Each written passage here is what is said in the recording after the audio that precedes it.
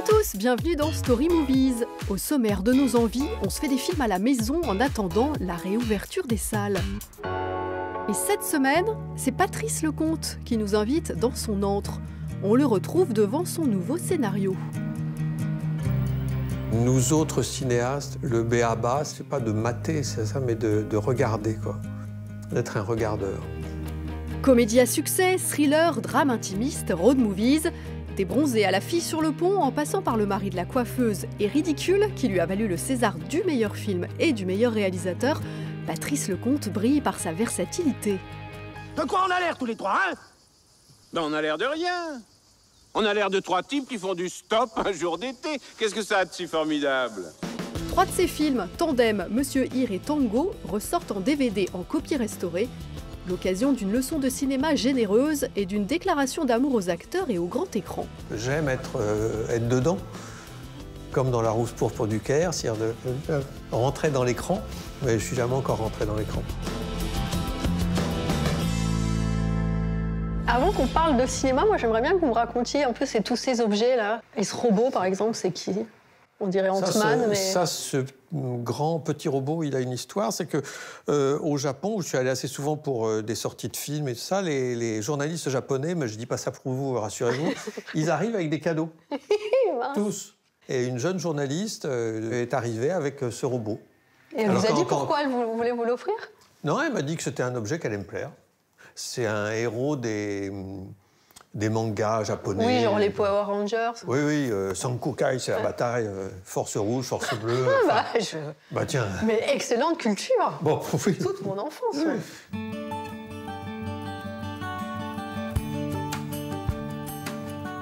Comment ça naît un film chez vous? Est-ce que c'est une image? Est-ce que c'est une rêverie? Alors, soit ça naît parce que c'est adapté d'un livre, où d'un seul coup, quelqu'un me dit « Tiens, tu devrais lire ça, il y a peut-être un film pour toi là-dedans ». Et c'est arrivé plusieurs fois. Alors là, on sait comment ça naît. Oui, Monsieur Hir, par exemple, Monsieur Hir, c'est un Simonon. Oui, Monsieur Hir, c'est né comme ça. Mais sinon, moi, j'ai jamais cru à la notion de... Enfin, pour moi, je vois ça de ma fenêtre, j'ai jamais cru à la notion de sujet. J'aimerais bien faire un sujet sur tel truc. Ça m'intéresse pas, ça ne me motive pas. Oui, c'est pas par là que votre envie passe. Non, en revanche, les films, les toutes premières petites choses, et puis qui grandissent quand ça arrive à grandir, et qui arrivent à germer, c'est tout le temps des images et des personnages. C'est tout le temps les personnages qui me motivent. Les personnages qui peuvent être parfois les acteurs. Et j'en veux pour preuve le jour où Johnny Hallyday m'a dit... Un jour, j'aimerais bien être filmé par toi, et c'est resté dans un coin de mon crâne. Puis, bon, Johnny Hallyday, et Jean Rochefort, et puis d'un seul coup, ça... Oui, tout s'agence. C'est un peu comme une maquette, alors, peut-être? Un peu comme une maquette, un peu comme un tricot, c'est-à-dire vous faites le premier rang, puis après, vous faites une maille à l'endroit, une maille à l'envers. Ou alors un point mousse, ça dépend. La première scène d'un film, c'est très important. Oui. De quelle scène vous êtes très fier? Quelle scène d'ouverture de l'un de vos films vous trouvez que vous avez vraiment réussi? Moi, j'aime bien faire en sorte qu'on soit intéressé très vite, quoi. Je trouve que le début de Tandem, avec la chanson de Cochiante, le break qui arrive comme ça, tout très loin. Et puis il se regarde, il y a des regards, puis il freine parce qu'il a vu traverser un chien rouge. Je me dis, soit les gens détestent ce genre de début, ils n'ont qu'à sortir de la salle, soit ils restent. Il mieux les faut. Ah! Risto, merde!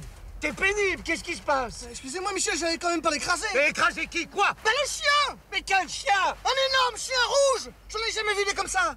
Il vient juste de traverser la route au ras du capot. J'ai cru que j'allais me le payer. Vous êtes fait mal? Et oui, ce chien. Alors, il y a un début de film que j'aime beaucoup, parce qu'il est un peu culotté. Mais je pense qu'il est assez réussi. C'est le début de Ridicule. J'allais vous en parler, ouais, de Ridicule. Ridicule, on suit un courtisan qui marche dans des couloirs, puis qui arrive devant un vieillard qui est subclaquant. Et puis il se débraguette. Enfin, il n'y avait pas de braguette à l'époque, mais enfin, il se débrouille comme il peut. Et il lui pisse dessus. C'est presque un travail de picador, quoi, et d'aller titiller le spectateur. Et puis on peut surtout, et ça j'adore ça, on peut surtout organiser des rencontres. Je dis pas que le cinéma c'est un club de rencontres, mais une jeune fille désespérée qui va se jeter dans la Seine et un lanceur de couteau à la ramasse, ils se retrouvent, ça donne quoi? Ou une femme, une coiffeuse magnifique et un homme qui passe devant son salon de coiffure et qui se dit, tiens, j'épouserais bien cette coiffeuse. Ou un homme qui observe une femme à la fenêtre. Ou un homme qui, effectivement, est seul chez lui et tout le temps dans son appartement éteint en train de regarder la fille qui habite en face.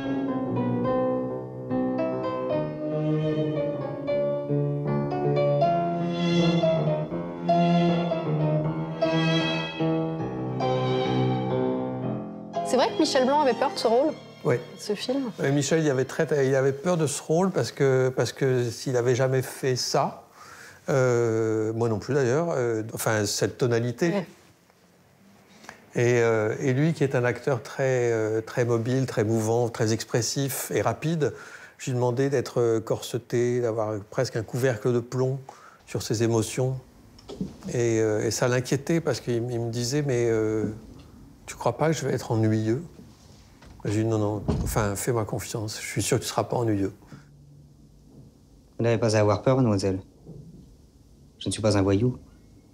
Je suis monsieur Ian. Je pensais pas que ça pouvait être habité. Je n'allume jamais l'électricité, c'est pour ça. Je voudrais voir.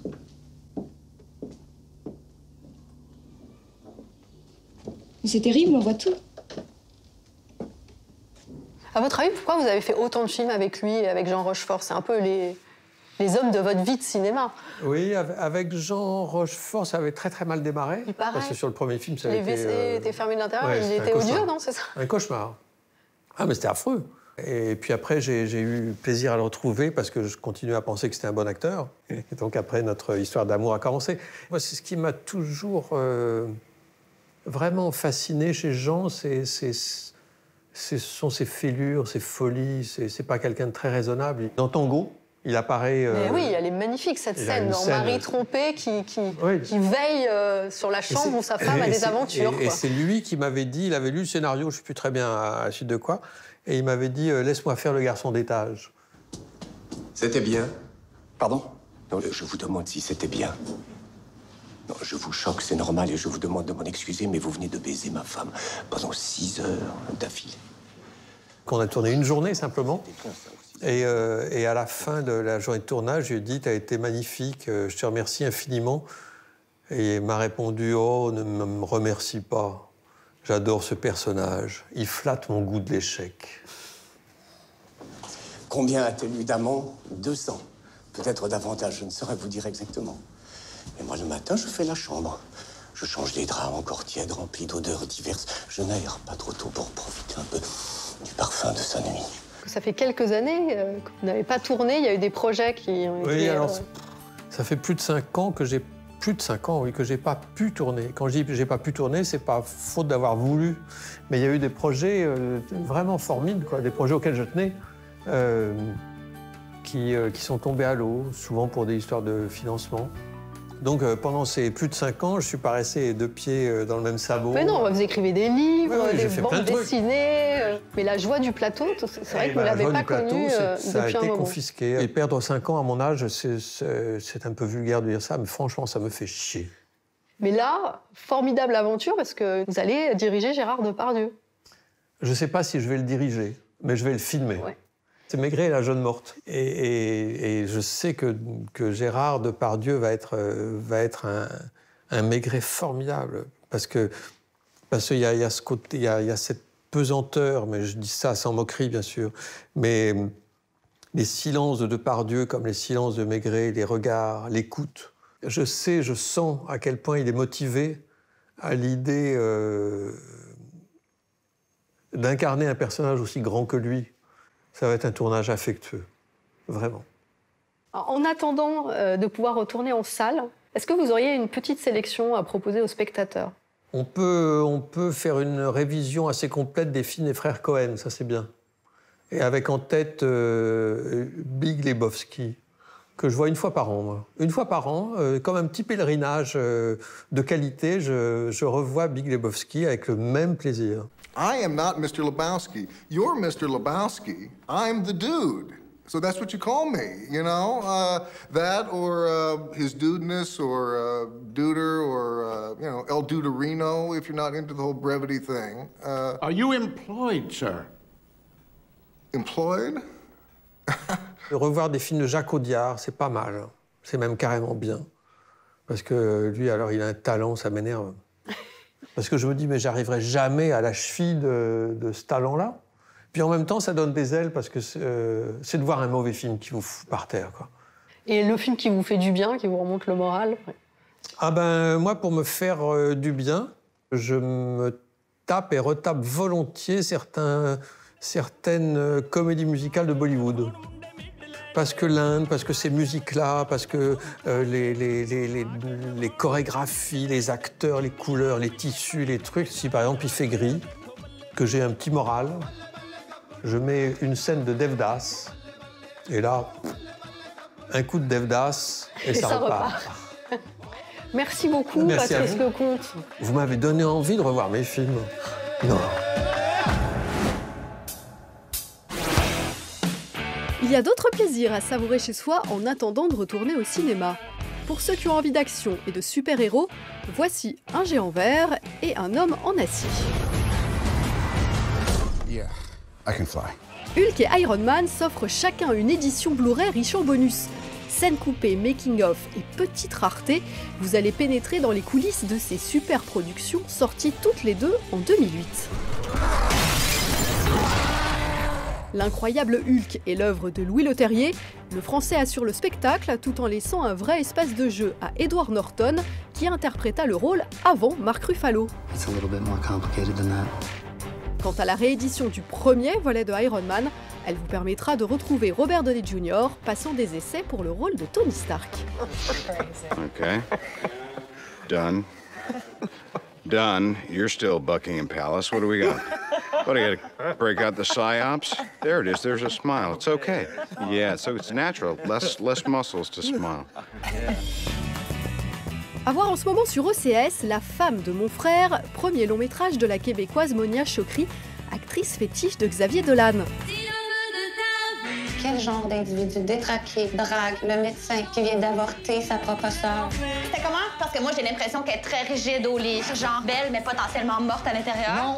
Allô? C'est surtout une comédie à la fois déjantée et tendre qui va vous faire un bien fou. Car cette histoire de relation fusionnelle entre un frère et une sœur donne lieu à des joutes verbales savoureuses. Mention spéciale à la comédienne principale Anne-Elisabeth Bossé, une révélation. Ce que j'aime dans l'humour québécois, c'est qu'il y a quelque chose de...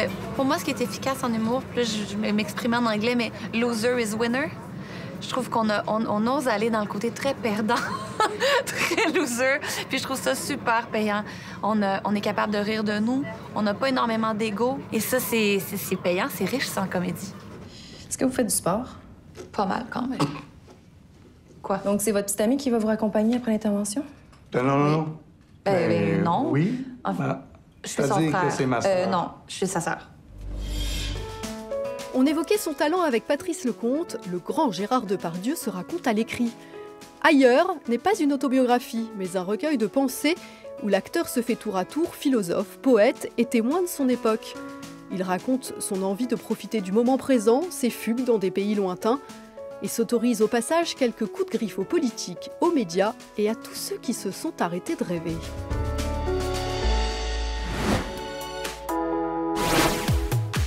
La semaine prochaine, dans Story Movies, on se fait des films à la maison avec Elise Moon en attendant la réouverture tant attendue des salles. On est sauvés! Du Cobu change d'école? Du Cobu va sauver Saint-Potache.